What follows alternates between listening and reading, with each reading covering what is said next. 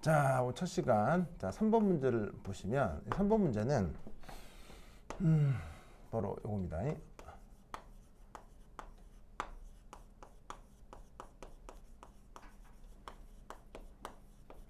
라고 하는 주제가 있습니다. 그래서 이제 우리말 번역은 바로 이제 질량 분석기인데, 자, 의미는 뭐냐면 뭐 원자, 이온, 분자 등의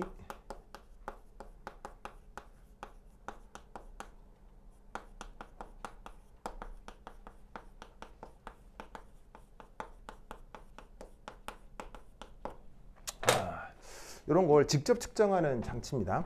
예를 들면 원자 하나의 질량은 사실은 가볍겠어요, 무겁겠어요? 원자 하나의 질량은 예를 들어서 뭐 10의 마이너스 뭐 예를 들면 27승 킬로그램 뭐 이렇게 되기 때문에 인간이 경험할 수 있는 그런 스케일의 질량이 아니란 말이죠. 근데 그렇게 조그만 질량을 실제로 이제 자연과학적으로 어떻게 측정하느냐에 대한 입시 문제가 억수로 많이 나와요. 그래서 지금 소개해드린 문제는 얘는 고등화학 경시에서 나왔었던 문제예요. 근데 이런 문제들을 모티브로 카이스트에서도 서울대에서도 거의 매년 엄청 자주 내요. 거의 뭐 내가 봤을 때는 한 3, 4년에 한 번꼴로 계속 나오고 정말 자주 나와요. 근데 요 부분에 대해서 여러분들이 꼭 기억해야 될 풀이 테크닉이 하나 있는데 그걸 좀 설명드리도록 하겠습니다. 자, 그럼 요 문제를 한번 보도록 하시죠. 자, 거기 보시면은 우선 첫 번째 요 문제의 풀이 과정을 좀 보면 우선 주어져 있는 분자의 루이스 구조를 한번 그려보자. 문제에서 예시하고 있는 구조는 바로 누구냐면 탄소, 브로마이드, Cl3 이런 화합물입니다. 그래서 탄소가 중심 원자고 할로젠 4개가 이제 말단 원자들인데 루이스 구조를 그리면 이렇게 되겠죠. 탄소는 결합선 4개 나가니까 예를 들면 이렇게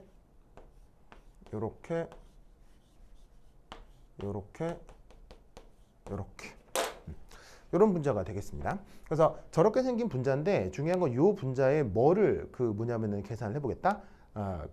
뭐냐면 저 분자의 분자량을 계산해 보겠다는 얘기예요. 그럼 이제 분자량은 어떻게 표현을 해볼 거냐? 자, 거기 보시면 문제는 거기에 이런 데이터가 나와 있습니다.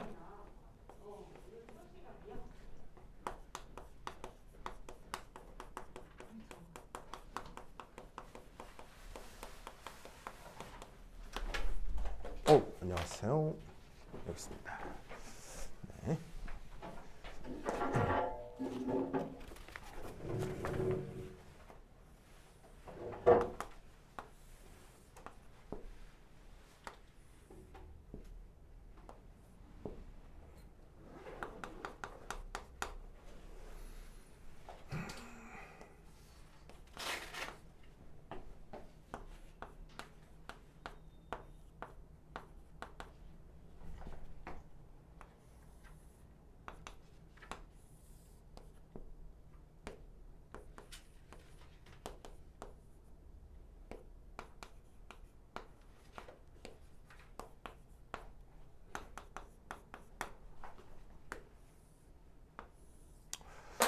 자, 우선 문제에 나와 있는 루이스 구조를 그리고 분자가 어떤 건지 파악을 한 다음에 문제에 이제 정보가 하나가 나와 있을 거예요. 이런 그래프가 하나 나와 있을 건데 이 그래프의 의미가 이제 뭔지를 이제 살펴보셔야 되겠습니다. 우선 첫 번째 여기에 있는 이제 요것의 의미는 뭐냐면 바로 질량과 전하량 비인데 질량 분석기에서는 항상 전하량이 1로 항상 나타나죠. 1 플러스로 나타나기 때문에 전하량은 뭐 크게 생각하실 필요 없고 질량, 즉 여기서 얘기하는 게 바로 일종의 원자량이다. 이렇게 생각하시면 돼요.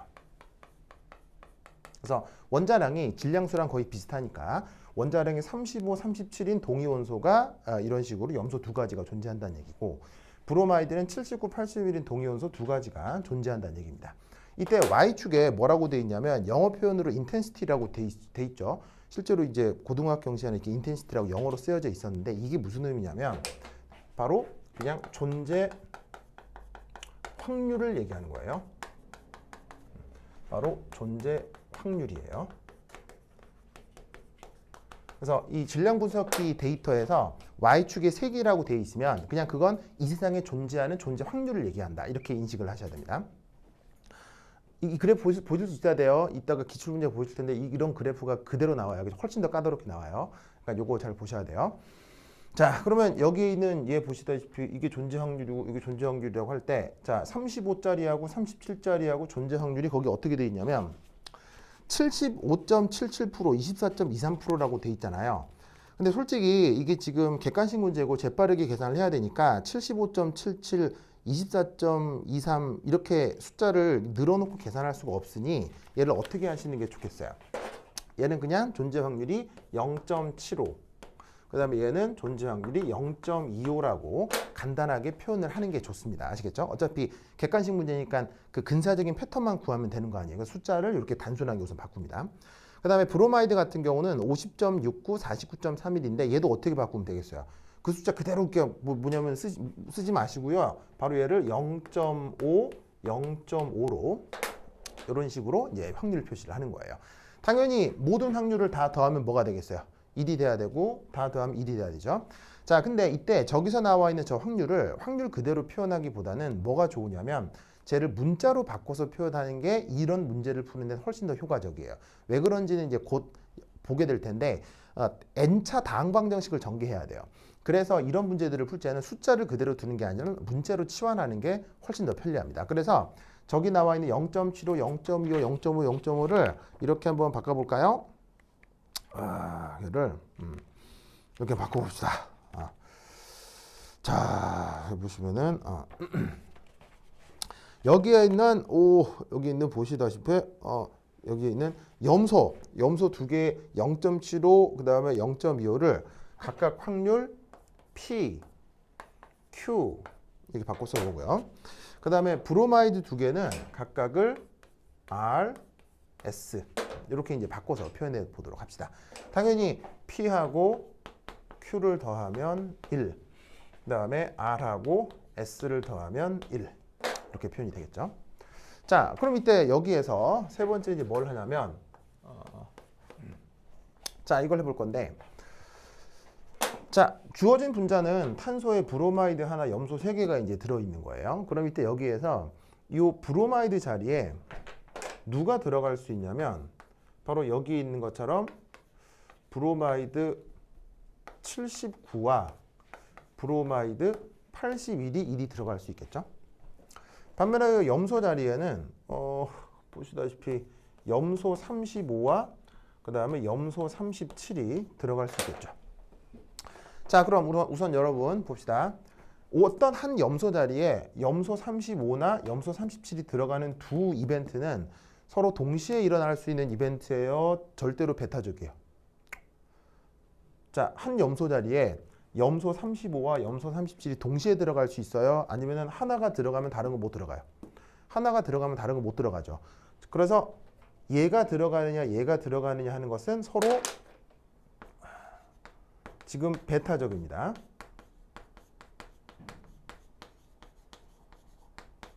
물론 이 자리에 79가 들어가느냐 81이 들어가느냐도 서로 당연히 뭐가 되겠어요? 서로 베타적인 이벤트가 되겠죠? 자, 그런데 이 자리에 브로마이드가 들어가느냐 이 자리에 염소가 들어가느냐는 서로 동시에 일어날 수 있습니까? 서로 영향을 줍니까? 여기가 79가 들어간다고 할 때 이 들어간 79가 이 자리에 35나 37을 결정합니까? 아니죠. 그냥 얘가 뭐가 들어가건 이 자리에는 아무거나 들어갈 수 있으니까 여기에 있는 요 두 가지 이벤트들은 요건 또 동시에 진행이 될 수 있는 상황이라는 얘기죠. 그래서 그 확률이 각각 어떻게 됐냐면 염소 35, 37에 각각 PQ, 그 다음에 79, 81이 RS 였으니까 이때 보시다시피 뭘 계산하려고 하냐면 분자에서 나타날 수 있는 분자량의 총 경우의 수의 전체 확률을 계산해 보는 거예요. 자, 그러면 어떻게 되냐? 그리고 이제 문제에서 읽으시면 그 탄소는 당연히 동위원소 있어요, 없어요? 탄소의 동위원소는 있어요, 없어요? 있기는 있죠. 있기는 있지만 탄소 동위원소가 예를 들면 아시다시피 12가 대표적인 거고 13이 있긴 하지만 13의 양이 많아요? 그렇게 많진 않아요. 그렇게 많지는 않기 때문에 문제에서는 계산의 편의를 위해서 무시한다고 돼 있어요. 그래서 탄소의 동위원소는 지금 이 문제는 생각하지 않겠습니다. 알겠죠? 우선은. 자, 그래서 탄소는 동위원소 없다고 치고 여기에 있는 그럼 탄소 원자번호는 어떻게 돼? 탄소 원자량은 12라고 생각하면 되겠죠. 그래서 탄소의 원자량은 12로 고정을 하고 브로마이드와 염소만 이렇게 이제 달라질 수 있다고 보자는 거죠. 자, 그럼 이때 이 전체 확률 계산은 자, 이렇게 하시면 됩니다. 자, 브로마이드가 들어갈 확률은 요렇게 표현할 수가 있겠죠. 그 다음에 염소가 들어갈 확률은 요렇게 표현할 수 있겠죠. 자, 이거 무슨 말씀인지 아시겠어요? 자, 여기 더하기로 연결된 건 뭐예요? 확률을 더하기로 연결된 건 베타적 이벤트가 일어날 때 확률을 더하기로 연결하는 거고요. 그 다음에 이 곱하기의 지수는 어떤 일이에요? 바로 동시 진행되는 이벤트들에 대한 확률 표시를 할 때 확률을 저렇게 곱하기로 표현을 하죠. 염소가 지금 하나가 아니라 세 개가 있기 때문에 P 플러스 Q의 확률이 3번이 나타날 거란 얘기죠. 아시겠죠?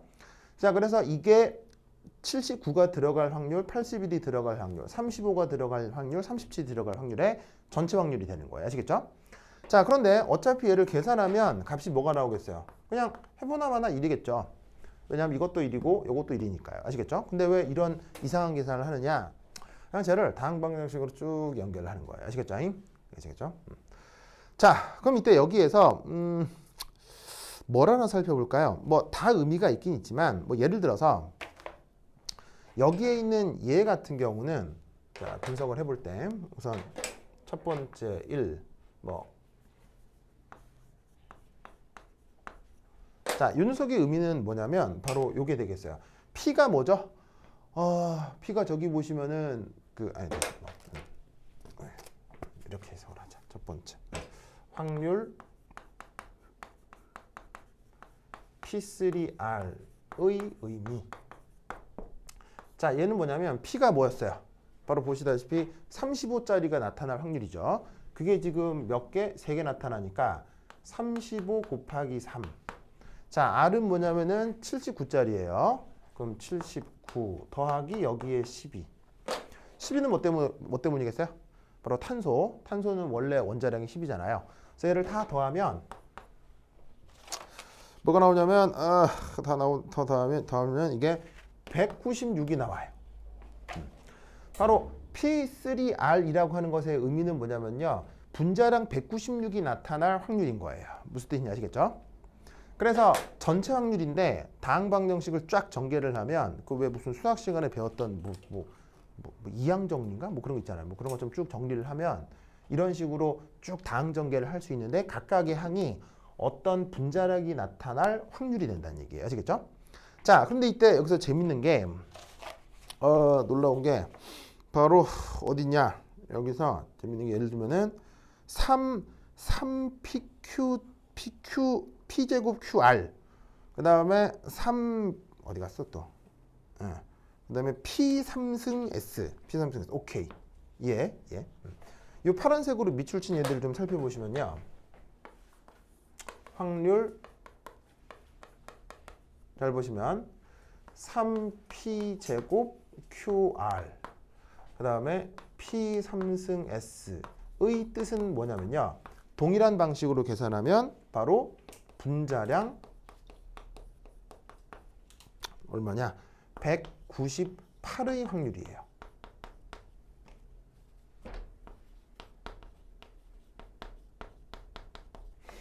마찬가지로 뭐 P가 뭐냐, Q가 뭐냐, R이 뭐냐를 저기서 찾아서 그 순서대로 원자량을 다 더해서 분자량을 계산을 하면 이 확률에서도 분자량 198이 나타난다고요. 그래서 어떻게 되냐면 분자량 198이 나타날 전체 확률이 바로 이 수식으로 표현이 되는 거죠. 그래서 그런 식으로 여기에 있는 얘네들을 전부 다 조사를 하면 이 경우 대략 5가지의 분자량이 나타나는 걸 확인할 수 있어요. 조금 더 이제 구체적인 계산은 교재 페이지 31페이지에 거기 해설이 있습니다. 해설을 뒤지시면 거기에 조금 더 구체적인 계산이 나와 있어요. 그러니까 뭐 지금 수업 시간에 이 계산을 다 할 수는 없으니까 실제로 내가 해놓은 계산이 그 31페이지에 있어요. 그런 식으로 총 5가지의 분자량 분포가 나오는 걸 확인을 할 수 있습니다. 무슨 뜻인지 아시겠죠? 이렇게 분석하는 거예요. 그래서 어떻게 원자들이 어떤 원자들이 배치되어 있으며 그 원자들을 가지고 어떻게 이런 식으로다가 보시다시피 전체 확률을 계산하고 다항 전개를 해서 각각의 항의 의미가 뭔지를 찾아내셔야 여기서 실제로 분자들의 분자량 분포를 확인할 수 있게 된다. 이런 말이죠. 무슨 말인지 알겠죠? 그렇죠? 그래서 이것을 꼭 잘 기억해 두시기 바랍니다. 자, 4페이지 5번 문제는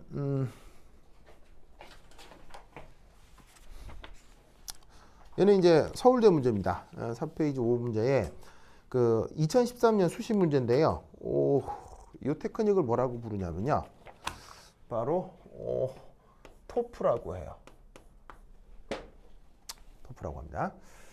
자, 그래서 이제 얘는 줄임말인데 뭐 줄임말이냐면요.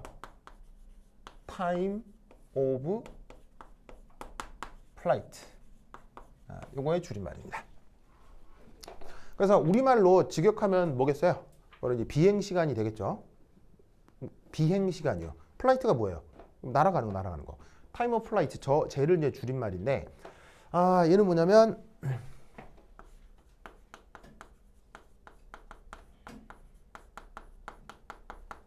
질량 분석기의 한 종류입니다.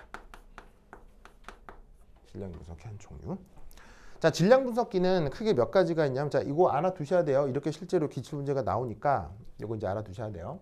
그래서 질량 분석기는 크게 몇 가지가 있냐면 크게 3가지가 있어요. 그래서 이제 뭐 잠깐 보시면 질량 분석기 종류.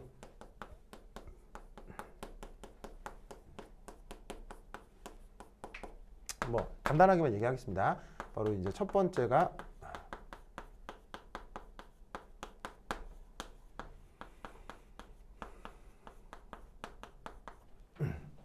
자, 이게 뭐냐면 여러분 왜 그거 이런 거 기억나요? 물리 시간에 뭐 이런 거 이렇게 했던 거 이런 거 기억나요? 뭐 FBI 뭐 이런 거, 뭐 오른손 법칙 뭐 이런 거 기억나요? 뭐 왼손 법칙도 있던데 뭐 잘 기억은 안 나는데.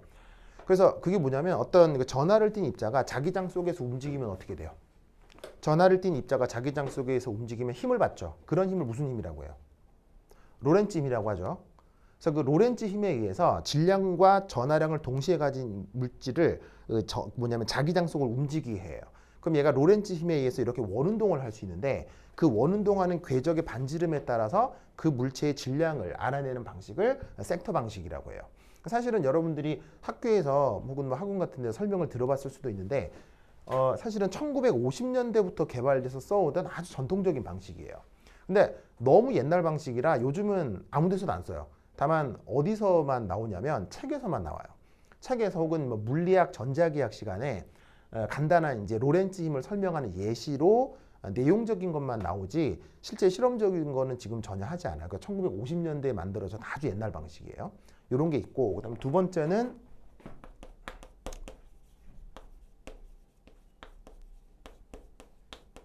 쿼드로폴이라고 하는 방식이 있어요. 그래서 이제 쿼드라는 뜻은 4개를 뜻하고 폴은 몽댕이, 막대기를 이제 폴이라고 하죠.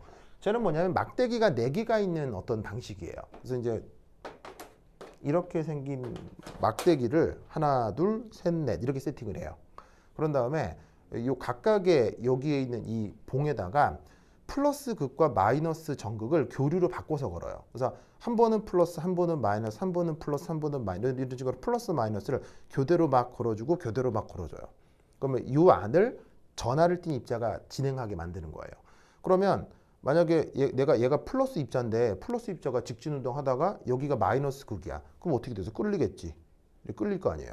근데 끌리자마자 전극을 바꿔요. 그러면 플러스 극 쪽으로 마이너스 극 쪽으로 플러스 입자가 지나가다가 전극이 바뀌니까 다시 바뀌겠죠. 그럼 또 바꿔요. 또 바꿔서 직진에 들어오던 전하를 띤 입자를 그 막대기 사이에서 진동하게 만드는 거예요. 근데 얘를 그 플러스 마이너스 전극 교류 전극을 위쪽에 또 걸어요. 그럼 어떻게 되냐면 보시다시피 진행하다가 요런 진동하고 요런 진동이 섞이는 거죠. 그럼 여러분 상상해봐요. 이런 진동하고 요런 진동을 섞으면 무슨 운동이 되겠어요? 직진하는데 예를 들면 이런 게 시험에 나올 수 있겠네. 이런 거 논술 아니 이런 거 설명해 보세요. 이럴 수 있겠네. 전하를 띈 입자가 직진을 하는데 여러분 이거 물리 문제 아니야 이렇게 생각하시겠지만 그 서울대 같은 경우는 화학 시험에 물리 문제가 굉장히 많이 나와요. 왜냐하면 서울대 화학과 교수들은 물리학 기반의 화학을 하는 사람들이기 때문에 화학 시험에 물리적인 지식들이 굉장히 많이 나와요. 이것도 마찬가지고 화학 문제로 나온 건데 지금 1번 바로 2번 풀어보시면 바로 물리 문제라는 걸 아실 수 있어요. 그래서 기초적인 물리학 하실 수 있어야 돼요. 그래서 자 한번 상상을 해봅시다. 전하를 띤 입자가 직진을 하는데 여기도 플러스 마이너스 여기도 플러스 마이너스가 바뀌어요. 그럼 직진하다가 이거 어떻게 움직이겠어요? 이렇게도 진동하고 이렇게도 진동하면 어떻게 되겠어요? 상상 안 돼? 바로 나선 운동을 남성합니다. 이렇게 무슨 말 알겠죠? 근데 이 나선 운동이 그 녀석의 질량하고 무슨 관계가 있을까요? 여기를 통과하는 녀석의 질량이 무거우면 무거울수록 관성 때문에 나선 반경이 작아져요. 근데 가벼우면 가벼울수록 나선 반경이 어떻게 되겠어요? 커져요. 너무 커지다가 어떻게 되겠어요? 전극에 부딪혀서 전하가 소멸돼서 없어지는 거예요. 그래서 쿼드로폴이라는 방식은 가벼운 녀석은 크게 나선을 만들어서 전극에서 소멸시켜서 없애는 거고요. 무거운 애들이 조그맣게 나선을 돌아서 그 마지막까지 빠져나와서 디텍터에 도달하는 거예요. 그래서 쿼드로폴 방식은 뭐냐면 무거운 애들을 빠져나오게 하고 가벼운 애들을 못 빠져나오게 하는 테크닉이에요. 그러면 어떻게 되겠어요? 거기를 비행하는 녀석의 질량을 구분해낼 수 있겠죠. 무슨 말 알겠죠? 근데 이것도 요즘 잘 안 써요. 이것도 한 1970년대, 80년대까지 쓰던 방식이고요. 요즘 쓰는 방식이 그게 바로 요거예요. 이게 요즘 쓰는 방식이에요. 그래서 2000년대 이후로 개발된 건데 요즘 화학과에서 질량 분석기 한다고 하면 무조건 저거예요. 아시겠죠? 그래서 보시다시피 서울대 문제는 이렇게 아주 최첨단 실제 실험실에서 사용하는 것들을 소재로 이렇게 문제를 만들어내는 경우가 있으니까 이런 것들도 잘 알아두시기 바랍니다. 알겠죠? 그래서 구동 원리는 뭐냐면 간단합니다. 우선 1. 자, 문제를 구체적으로 읽으시면 뭐 조금 더 자세한 설명을 할 수 있으나 실제로 이 문제 푸는 거는요, 뭐 정말 간단한 기초 물리학이에요. 그러니까 조금 뭐 물리학을 좋아하는 중학생 정도도 풀 수 있는 문제로 사실은 1번은 가볍게 시작합니다. 항상 입시 문제는. 자, 그럼 어떻게 되느냐? 어떤 조그만 입자가 있습니다. 이건 어떤 뭐 원자일 수도 있고 조그만 분자일 수도 있고 뭐 전자나 핵일 수도 있습니다. 그래서 이제 이 녀석이 어떤 운동 에너지를 갖게 합니다. 보통은 그 전극 사이에서 이렇게 전기적으로 가속을 시키는데 뭐 여하튼 이 녀석이 어떤 운동 에너지를 갖고 그게 EK라고 합시다. 그럼 이때 그 녀석의 속력과 질량 사이에 운동 에너지 사이에 무슨 관계가 성립하겠어요? 바로 EK는 2분의 1 mv 제곱 이런 관계가 성립을 하겠죠? 그죠? 자, 그러면 이것으로부터 이 속력을 어떻게 바꿀 수가 있냐면 바로 해서 이렇게 바꿀 수가 있겠네요. 됐죠? 됐죠? 자, 근데 이때 여기에서 얘가 속력 V로 어떤 길이 L을 비행한다고 칩시다. 여기서 입사했고요. 이 도착한 이 자리에 검출기가 있는 거예요.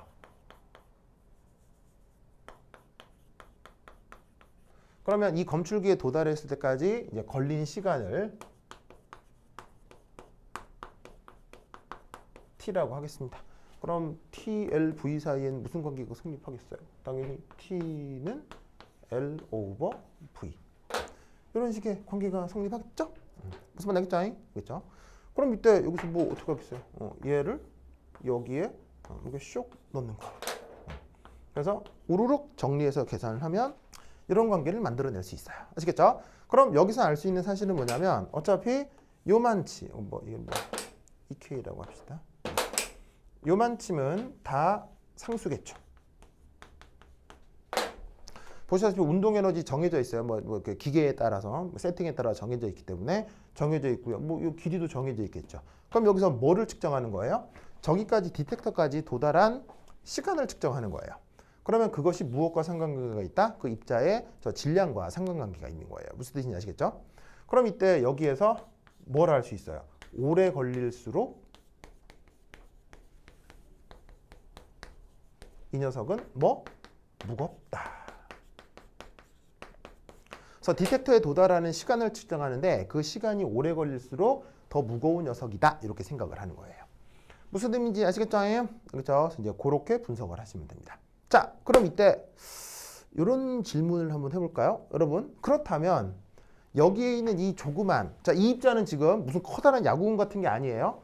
무슨 원자며 분자며 아주 조그만 입자인 거예요. 사람 눈에 보이지도 않는 입자예요. 그럼 얘가 여기서 알맞게 직선 운동을 해서 디텍터에 도달해야 될 거 아니에요. 그렇다면 이 실험 장치의 핵심은 뭐겠어요? 얘가 이렇게 도달할 때 이 주변 환경을 어떻게 해줘야 되겠어요?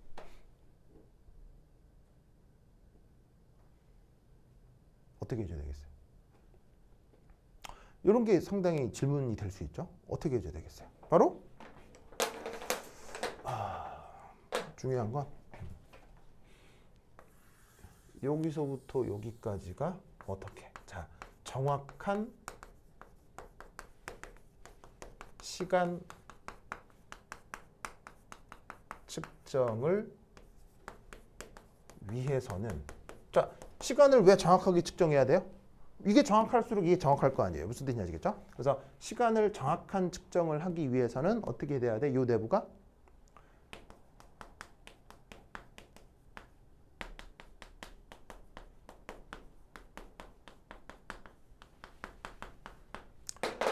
주변에 아무것도 없어야 돼요. 주변에 뭐 있으면 어떻게 되겠어요? 주변에 뭐 있으면 어떻게 되겠어요? 날아오다가 어떻게 되겠어요? 다른 공기 분자나 이런 것들이랑 충돌해서 경로가 바뀌겠죠. 경로가 바뀌면 최종 디텍터까지 도달할 때까지 시간이 어떻게 되겠어요? 천차만별이 될 거 아니에요. 그러니까 얘는 저 내부를 완전 초진공 상태로 만들어야 돼요.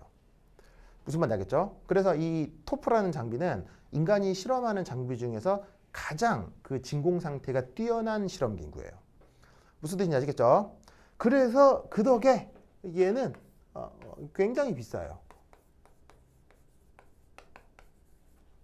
이게 기계적으로 진공 상태를 만드는 테크닉은 기계 장비가 굉장히 비싸요. 그래서 저 토프라는 기계는 뭐 기본 가격이 한 2억 정도가 돼요. 그래서 싼 기계는 아닙니다만, 근데 뭐 요즘 대한민국 경제 규모로 뭐 2억은 큰 돈은 아니에요. 그래서 이제 뭐 실험실에 있는 장비들은 또 다 지원받아 사는 거라서 뭐 크게 대한민국에서 뭐 그 정도는 무리가 되는 가격은 아닌데, 한 2000년 초반까지만 하더라도 뭐 굉장히 비싼 기구였죠. 근데 요즘 뭐 아무데나 다 있어요. 네, 그래서 뭐 대한민국의 경제 수준이 뭐 올라가긴 했죠. 여하튼 그래서 이런 식의 의미로 질량을 측정하는 걸 토프라고 한다라는 걸 알아두셔야 돼요. 무슨 뜻인지 아시겠죠? 그래서 쭉 새끼 문제를 푼 다음에 이제 8번에 도달하게 되면 바로 C2 뭐 플러스라고 해도 아니어도 상관없는데 이 녀석의 이제 분자량 경우의 수를 알아보라라는 문제가 나와요. 그러면 저기서 잘 보시면 쟤는 옥텟을 만족하고 뭐 그런 게 아니에요. 뭐 그런 생각을 하실 필요가 없어요. 그냥 탄소 혼자 두 개가 엮여서 어떤 하나의 분자를 이룬다고 쳐보자 이런 말이죠. 그러면 그럴 때 저기서 나타날 수 있는 분자량 경우의 수를 생각해 보자는 얘기예요. 그럼 아시다시피 첫 번째 1,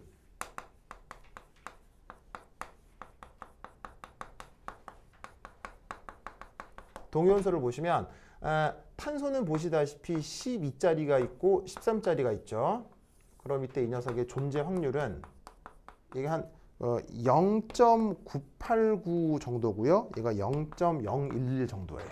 물론 숫자를 외울 필요는 없고요. 자, 하지만 이런 계산할 때 숫자를 그대로 계산을 하는 것보다는 아까도 말씀드렸다시피 얘를 P, 얘를 Q 이렇게 문자로 치환하는 게 훨씬 더 편하다고 했죠. 당연히 둘 다 더하면 뭐가 되겠어요? 1이 될 거고요. 자, 그럼 이때 여기서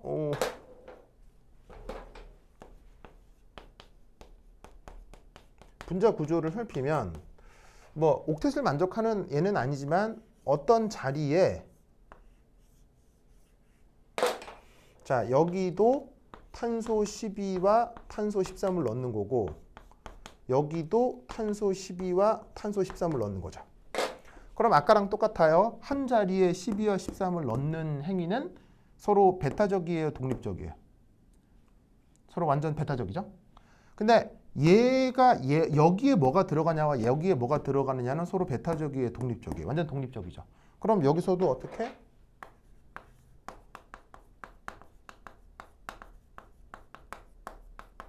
전체 확률 계산은 이렇게 되는 거죠. 바로 P 플러스 Q 한 다음에 제곱. 더하기를 하는 거는 12와 13을 넣는 것이 배타적이기 때문에 더하기로 표현을 하는 거고 이 자리도 동시에 진행되는 거니까 제곱으로 표현하는 거예요. 어쨌거나 얘는 뭐가 되겠어요? 1 이렇게 되겠죠? 자, 그 다음 얘를 연결해 풀어주면 어떻게 되겠어요? 2p제곱, 2pq, q제곱 이런 식으로 표현이 되겠습니다. 그럼 아시다시피 이건 아까 풀어봤던 문제보다도 조금 더 쉬운데 p제곱은 어떤 분자량이 나타나는 거예요? 바로 12자리가 2개 나타나는 거니까 이 녀석의 분자량이 24. q제곱은 뭐냐면 13이 2번 나타나는 거니까 26이 되겠죠. 자, 2pq는 뭐겠어요? 12하고 13이 더해진 거니까 분자량이 25. 그래서 C2라고 하는 저 가상적 분자의 분자량 분포는 24, 25, 26의 세 가지가 나타날 수 있는 거예요. 아시겠죠? 그리고 24, 25, 26의 세 가지의 존재 확률은 실제로 P값이 요거고 Q값이 이거니까 넣고 계산하면 뭐뭐뭐가 나오겠죠. 무슨 뜻인지 아시겠죠? 그래서 이제 이런 식으로 계산해 보라는 문제가 서울대 입시 문제에 나왔던 거예요. 그래서 아까 제가 설명드렸던 그 패턴이 이렇게 학교 입시 문제로 정말 그리고 지금 이건 뭐 2013년에 나온 건데 그 이후에도 그 이전에도 억수로 많이 나왔었어요. 그래서 이 테크닉을 꼭 잘 기억해 두셔야 됩니다. 알겠죠? 오케이, 됐다. 자, 그래서 이 문제는 이렇게 설명을 할 건데 뭐 잠깐 안내 말씀을 드리자면 보시다시피 지금 소개하고 있는 5번 문제가 새끼 문제가 몇 개가 붙어 있어요? 새끼 문제가 무려 8개가 붙어 있잖아요. 그럼 8개를 30분 안에 다 푸는 건 어렵겠어요? 쉽겠어요? 당연히 어렵죠. 8개를 이거 주간식 노수령을 8개를 어떻게 30분 안에 다 풀어요? 그러면 이건 뭐냐면요. 이거예요. 예를 들면 괄호 1번에 거기 태그가 있죠. 태그에 자수 이렇게 돼 있을 건데 보이세요? 괄호 1번에 태그에 자수 이렇게 돼 있죠. 보이세요? 자가 뭐냐면 자연대였고요. 수가 그 수의학과였나 뭐 그랬을 거예요. 그 다음에 괄호 2번에는 자수 공 이렇게 돼 있죠. 공은 뭐냐면 공대에서 했어요. 요즘은 공대에서 물리하고 화학시험 안 보죠. 근데 옛날에는 공대에서도 물리하고 화학시험을 봤었는데 이게 어떻게 되는 거냐면 화학과 교수들이 5분 문제 전체를 만든 다음에 이 문제를 각 단과대별로 가져가서 과별로 맞게 문제를 조합하는 거예요. 과별로 맞게. 예를 들면 화학과는 문제를 어렵게 조합하겠어요? 쉽게 조합하겠어요? 여기에 나와 있는 것들 중에서 가장 문제를 어렵게 조합하는 거예요. 예를 들면 새끼 문제 저기 뭐 뒤에 보시면 새끼 문제 뒤에 어디 갔어? 어디 갔냐? 하여튼 그렇지. 그래서 화학과나 아니면 자연대 쪽이 요 화학이나 물리 문제가 조금 더 어렵거든요. 공대 쪽보다. 그럼 거기에 자라고 쓰여져 있는 것들을 조합해서 그 뭐냐면 자연대 쪽 문제로 만드는 거예요. 무슨 뜻인지 아시겠죠? 알겠죠? 그래서 사실 여러분들이 그 서울대 입시 문제 같은 경우는 인터넷을 뒤지면 나와요, 안 나와요? 나오죠? 안 뒤져봤어요? 서울대 시험 뜰 건데 홈페이지 안 들어가 봤어요? 홈페이지 들어가면 기출문제가 있어요. 기출문제가 있는데 그 서울대 홈페이지에 공개하고 있는 기출문제는 전체 기출문제의 10% 정도밖에 안 돼요. 뭐만 공개하냐면요. 뭐만 공개하겠어요? 뭐만 공개하냐면 여기 나와 있는 새끼 문제 중에서 가장 그냥 무난한 거 그리고 고등 교과 과정을 넘어서지 않는 것만 인터넷에 공개해요. 왜? 교육부랑 싸우기 싫으니까. 나머지는 다 컨피덴셜이에요. 서울대만 딱 보유하고 있고 그날 시험 치는 학생들만 보고 끝이에요. 그리고 그건 교육부나 국회에 자료 제출하지 않아요. 무슨 말인지 알겠죠? 그래서 사실은 뭐 여러분들 고등학교 때 뭐 학교 커리큘럼이 어땠네, 뭐 수능의 진도 범위가 어땠네, 그거 수시 이런 거하고 아무런 관계 없어요. 알겠죠? 아무런 관계 없어요. 요즘은 아니지만 옛날에는 몰리큘러 오비탈도 나왔었어요. 무슨 뜻인지 아시겠죠? 교수들은 여러분들이 고등학교에서 무슨 수업을 받는지 무슨 교과 과정으로 공부하는지 아무런 관심이 없어요. 교수들은 아무런 관심이 없어요. 당연하지 않겠어요? 여러분 중학교 3학년 때 뭐 배웠는지 기억해요? 관심 없죠? 마찬가지예요. 그래서 그 대학교 교수들은 여러분들이 수능 1을 했는지 수능 2를 했는지 아무런 관심이 없어요. 그냥 내고 싶은 걸 내는 거예요. 그때 교육부랑 싸우기 싫으니까 조금 어렵고 교과 과정을 넘어서는 건 절대 공개하지 않아요. 근데 이제 그런 문제들이 핵심 문제고 그런 문제들을 풀어야 되기 때문에 뭐 나 같은 사람이 있겠지 뭐. 알겠죠? 그 다음에 이제 첫 시간이니까 하나 조금 말씀드릴 건 거기 새끼 문제 7번을 한번 보세요. 5번에 딸려있는 새끼 문제 7. 보이세요? 5번에 딸려있는 새끼 문제 7에 좀 독특한 표시가 있죠. 무슨 표시죠? 무슨 표시가 있어요? 추가라고 돼 있죠. 이게 무슨 뜻일까요? 무슨 말이냐면요. 거기 추가라고 돼 있는 건 뭐냐면 자, 여러분들이 치려고 하는 시험은 지필고사예요, 발표 수업이에요? 발표죠. 프레젠테이션이란 말이에요. 그럼 여러분들이 나와서 아까는 시험 과정이 대충 어떻게 되는지는 알죠? 들어본 적 있죠? 그래서 이제 어디 딱 들어가면 조교가 무슨 시험 문제를 줄 거예요. 그럼 그거를 이제 30분 동안 군의를 한 다음에 대충 큐시트를 만들어 가지고는 그걸 이제 들고 와서 이게 교수들 앞에서 이렇게 프레젠테이션을 하는 거예요. 아시겠죠? 자, 근데 이때 내가 생각할 때는 참 한심하다고 생각을 하는데 몇몇 선생들이 이런 얘기들을 해요. 어떤 얘기들을 하냐면요. 이게 대면 시험이기 때문에 대면 시험이라서 막힐 경우에 채점관한테 막힐 경우에 채점관한테 뭐냐면은 힌트를 요구할 수 있다. 좀 막힐 경우에 대면을 하고 있는 채점관이랑 얘기를 해서 이럴 경우에는 어떤 힌트가 있을까 이렇게 질문을 할 수도 있다 라고 얘기하는 교사들이나 강사들이 있거든요. 있어요. 난 그거 굉장히 한심하다고 생각하는데 예를 들어서 이것도 그냥 시험이잖아요. 근데 만약에 시험 문제를 푸는데 잘 막혀요. 그래서 잘 막히네.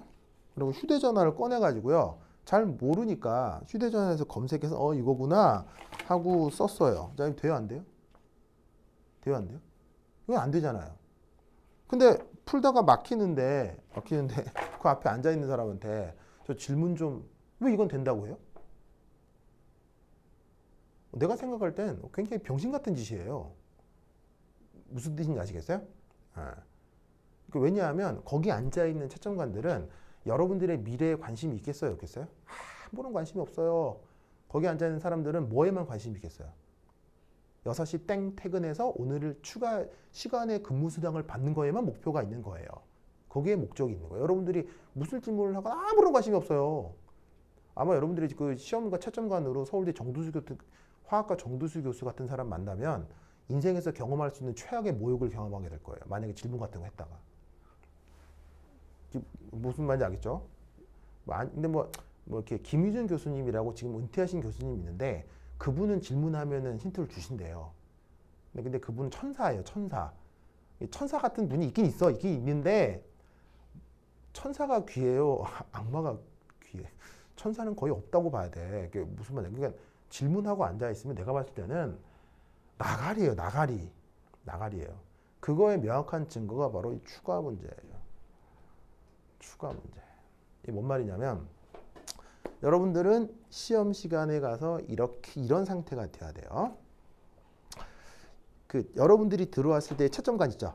채점관에는 이렇게 채점지가 있어요. 뭐냐면 채점을 하는 교수들의 이게 뭐가 이게 있을 거 아니에요? 시트가 있을 거 아니에요? 거기 뭐라고 돼 있냐면 학생이 1번하고 2번을 잘 대답하면 요 추가 질문을 해서 추가점을 줄 수 있습니다라고 교환에 돼 있어요. 무슨 말인지 알겠어요? 그러면 여러분들이 만약에 열심히 대답하고 나갔는데 교수가 아무 말도 안 한다. 그럼 이 말은 무슨 말이겠어요? 열심히 대답했는데 교수가 아무 말도 안 했어요. 그냥 네, 다음 이렇게 했다고 쳐봐요. 그럼 어떤 의미겠어요? 합격 확률 50% 미만이라는 얘기예요.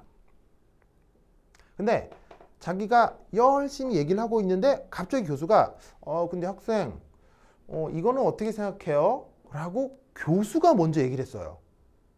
그럼 이 말은 무슨 말이겠어요? 지금까지 푼 건 다 맞았다는 거예요. 즉 채점관으로부터 말을 끌어냈다면 합격 확률 50% 이상이에요. 무슨 말 나겠죠? 그럼 당연히 이런 추가 문제 같은 경우는 공개되겠어요, 안 되겠어요? 당연히 비공개겠죠? 무슨 말 나겠죠? 근데 그런 걸 나는 다 말씀드려요. 아시겠죠? 그래서 이런 정보들이 있다라는 걸 확인하시고, 그래서 내가 드리는 교재는 정말 중요한 핫한 교재니까 다른 사람 주지 말고 나와 있는 문제들을 잘 풀어보시길 바래요. 알겠죠? 오늘 다 풀지는 못하니까 풀지 않더라도 이렇게 기출 문제로 정리가 되어 있는 것들은 꼭 집에서 공부를 해주시기 바래요. 알겠죠? 그리고 그래서 내가 생각할 때 시험 문제 이거 풀다가 막혔을 때 거기 채점관한테 질문하는 거는 내가 봤을 때는 뭐 할 수는 있죠. 할 수는 있는데 내가 봤을 때는 참 한심한 짓이다 라고 생각이 들어요. 근데 뭐 어떤 선생님들은 질문해도 된다면 해도 되지. 해도 되는데 떨어질 거야. 뭐 해도 되지. 한다고 뭐 구속되진 않아요. 구속되진 않는데 무슨 의미인지 알겠죠? 추가 질문 받을 생각을 해야 돼요. 질문할 생각하면 안 돼요. 알겠죠? 무슨 말 알겠죠? 하여튼 그렇다. 왜냐하면 추가 질문 받아서 합격할 애들이 줄을 서 있기 때문이에요. 무슨 말 알겠죠? 서울대는 그런 곳이다.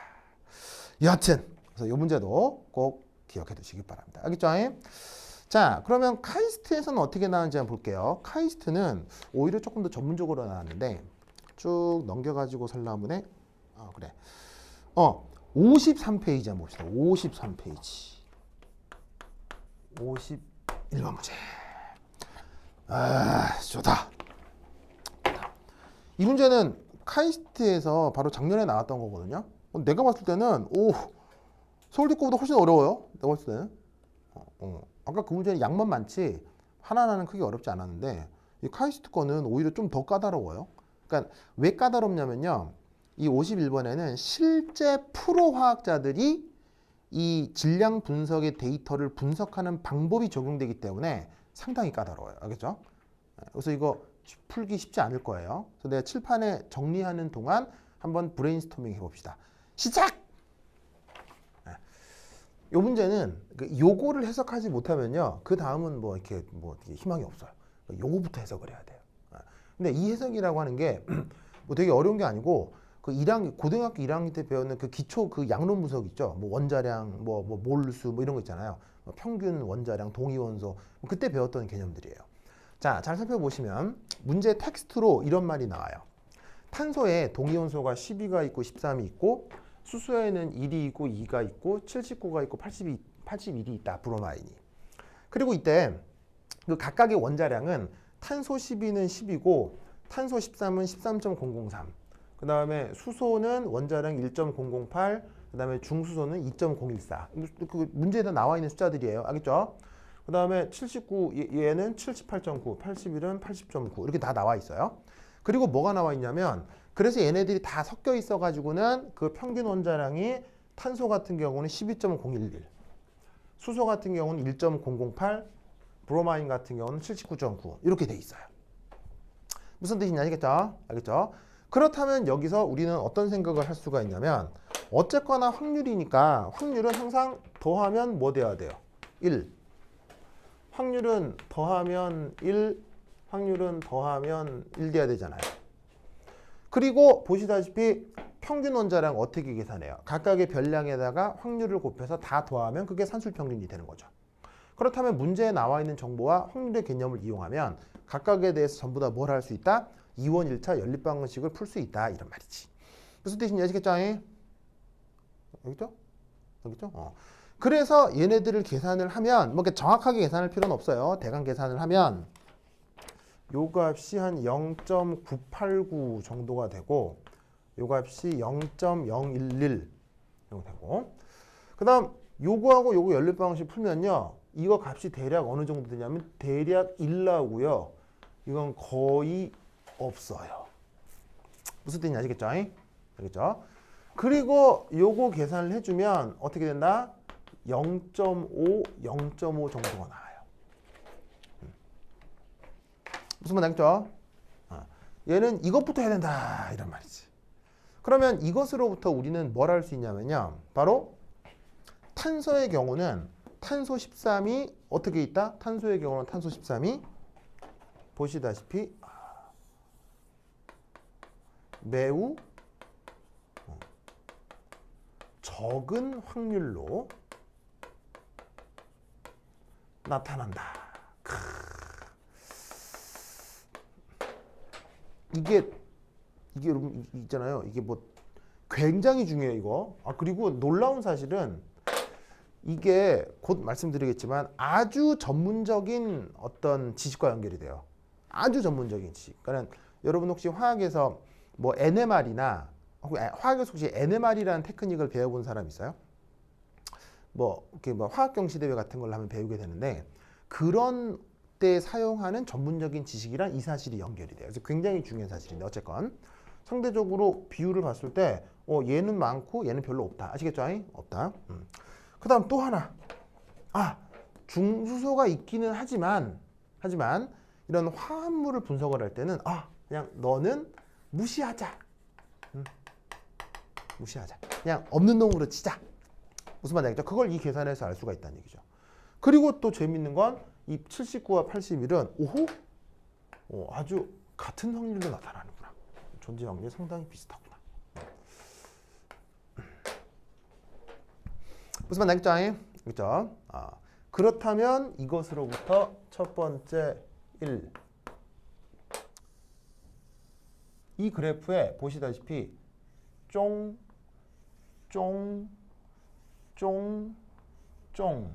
요런 그래프가 하나 나오고 그 다음에 마찬가지로 여기에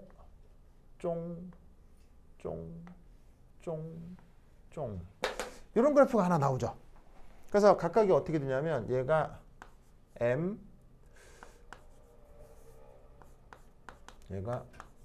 플러스 2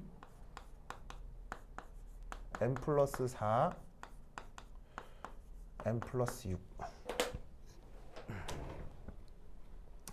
이렇게 표현됩니다. 그러면 이 그래프로부터 우리는 뭐를 인식해야 되냐면 바로 이 M이라고 하는 게 대표 분자량이에요. 그러니까 어떤 분자량. 그 분자량에 대해 그 다음 주로 존재할 수 있는 분자량이 계속 어떻게 돼요? 2씩 증가하고 있죠. 그럼 여기서 원자량이 12하고 13을 비교하면 얘는 얼마의 차이가 있어요? 1의 차이가 있고 얘는 생각할 필요가 없죠. 그냥 얘는 아예 없는 놈으로 치면 되니까요. 얘 같은 경우는 이 둘 사이의 차이가 얼마예요? 2. 그죠? 원자량의 차이가 대략 이 정도가 나는 거죠.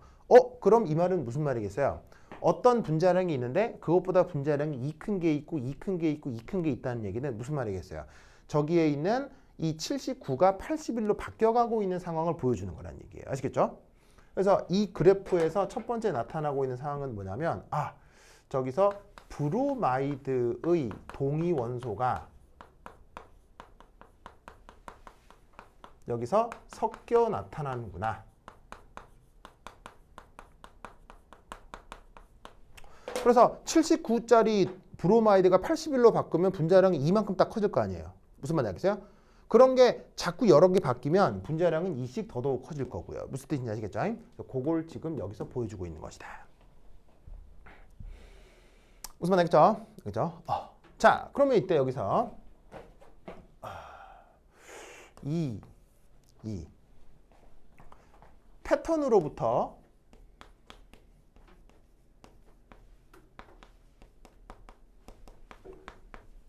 브로마이드가 분자에 3개 포함되어 있다라는 것을 추론해내야 됩니다.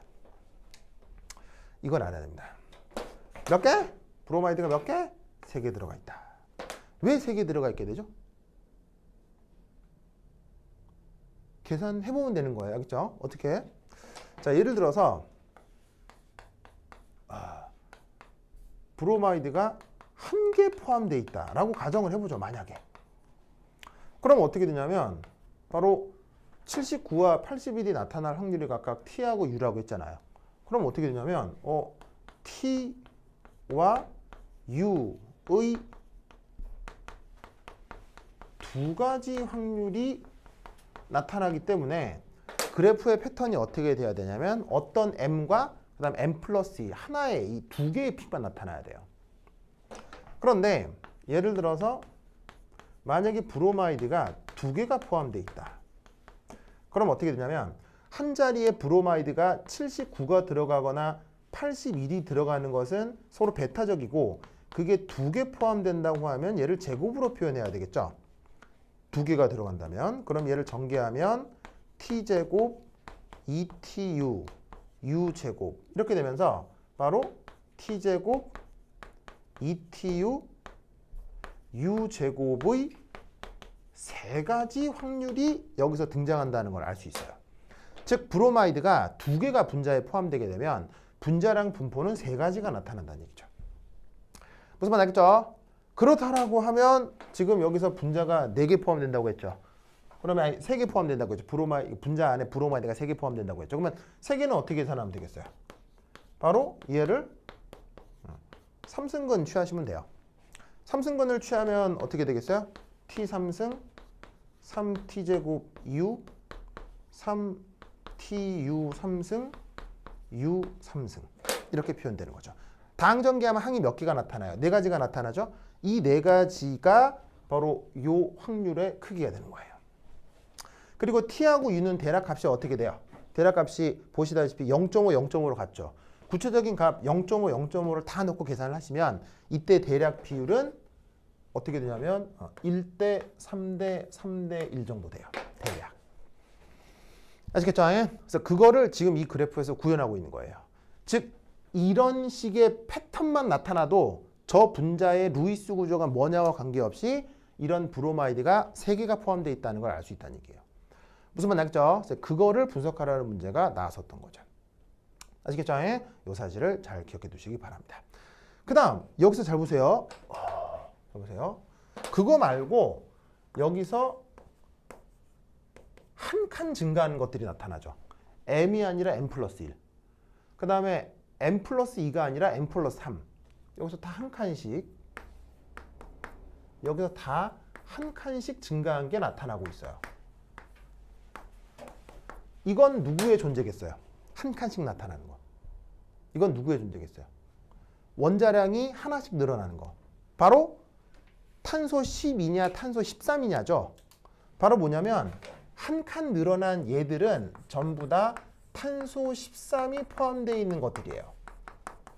왜냐하면 탄소 12에 비해서 탄소 13은 원자량이 하나 더 커지기 때문에 그 하나 더 커지는 것만 지금 여기서 이렇게 원자량이 그러니까 분자량이 1씩 증가하는 걸로 표시가 되는 거죠. 근데 아까 얘기했던 것처럼 탄소 13은 그 양이 많아요, 양이 적어요? 양이 적기 때문에 그 존재 확률이 지금 어때요? 커요, 작아요? 존재 확률이 굉장히 작게 표현되어 있죠. 즉 이것에 비해서 아주 작게, 이것에 비해 작게 표현되어 있는 이유가 탄소 13이 뭐라고 했어요? 매우 저농도로 들어있기 때문에 어쩔 수 없이 이 확률이 작게 나타날 수밖에 없는 거예요. Y축 의미는 그냥 확률이라고 생각하시면 나타날 수 있는 확률이다 이렇게 생각하시면 돼요. 무슨 말인지 알겠죠? 그 다음 이건 또 조금 더 전문적인 얘기인데 아까 잘 봐요. 매우 적은 확률로 나타난다. 자, 이건 무슨 말이냐면요. 원래 자연계의 탄소 13의 양은 많아요, 적어요? 적죠. 그런데 이 분자 안에는 탄소가 몇 개가 들어있어요? 무려 5개가 들어있죠. 그럼 잘 봐요. 이 5개 중 어느 한 자리에 12 대신 13이 들어갈 확률이 0.011이라고요. 근데 여기만 13인 게 아니고요. 여기도 동시에 13이 됐다고 쳐봐요. 그럼 여기도 13이고 여기도 13일 확률은 얼마겠어요? 0.011의 제곱이 되겠죠. 그런 식으로 모두 다 13, 13, 13, 13, 13이면 0.011의 3승근이 되겠죠. 아니 5승근이 되겠죠. 그러면 어떻게 되겠어요? 원래 작은 확률인데 탄소 13이 거듭해서 들어가게 되면 그 존재 확률은 커지겠어요? 작아지겠어요? 기하급수적으로 작아지는 거예요. 그래서 어떻게 되냐면 매우 적은 확률로 나타나기 때문에 여기서 추가적으로 알 거는 한 분자에 보통 한 번씩만 나타나게 된다는 얘기예요. 한 분자의 탄소 13이 2번, 3번 나타나는 건 거의 존재하지 않아서 이런 데이터에 나타나질 않는 거예요. 그래서 지금 얘가 뭐냐면 예를 들면 온전히 탄소 11호만 돼 있다가 한 자리가 탄소 13으로 바뀌어 있는 녀석인 거예요. 얘가 온전히 12다가 한 자리만 탄소 13으로 바뀐 거예요. 여러 자리가 탄소 13으로 바뀌면 분자량은 더더욱 커질 건데 그런 건 나타나지 않을 거라고 보는 거죠. 무슨 뜻인지 아시겠죠? 그래서 여기서 한 칸씩 늘어나고 있는 애들은 5개 탄소 자리 중에서 하나만 13으로 치환된 녀석이 분자량 1씩 증가해서 나타나고 있는 것이다 라고 분석을 하시면 돼요. 알겠죠? 이렇게 분석해보라는 문제가 작년 카이스트 문제에 나왔었어요. 알겠죠? 그래서 이 질량 분석 테크닉은 화학 양론의 기초이기도 하지만 중요 학교들에서 거의 뭐 몇 년에 걸쳐서 계속 내고 있기 때문에 잘 기억해 두셔야 돼요. 이런 식의 테크닉이 있다는 걸 잘 기억해 두셔야 돼요. 아시겠죠? 그렇죠? 오케이, 됐다. 그럼 좀 쉬었다 하도록 하겠습니다. 화장실 다녀오세요.